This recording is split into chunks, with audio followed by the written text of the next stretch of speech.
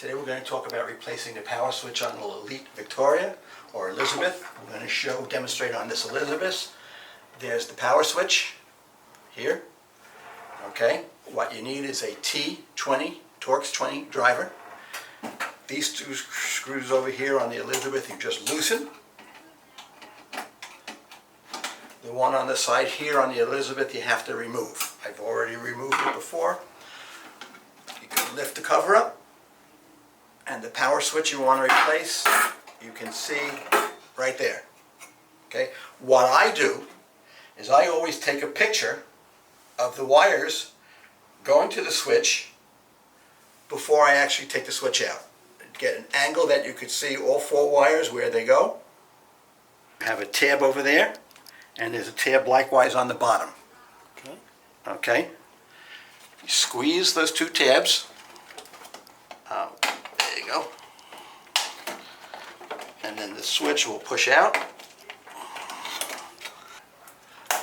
There you go. Switch comes out. The on position is up. So to put the new switch in, you just press it in, on position up, and push it in till it snaps.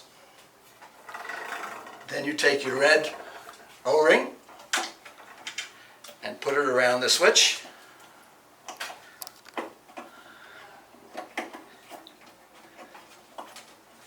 And it will look like that. Okay, and look at the wiring. Brown up on top, black on bottom.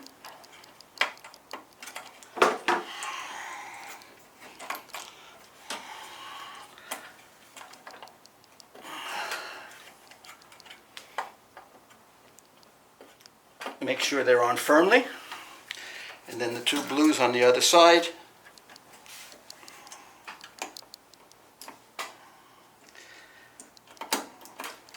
And that the switch is in. Now, to put the cover back on, if you have a rubber surround on your cover, the easiest way to get it in, the trick is to use some black tape, electrical tape.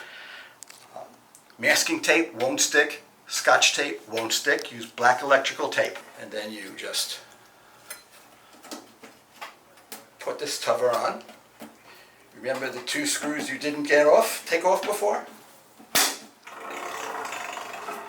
There they are. Make sure this rubber is round, and then just tighten these two screws. And the third screw would go in there.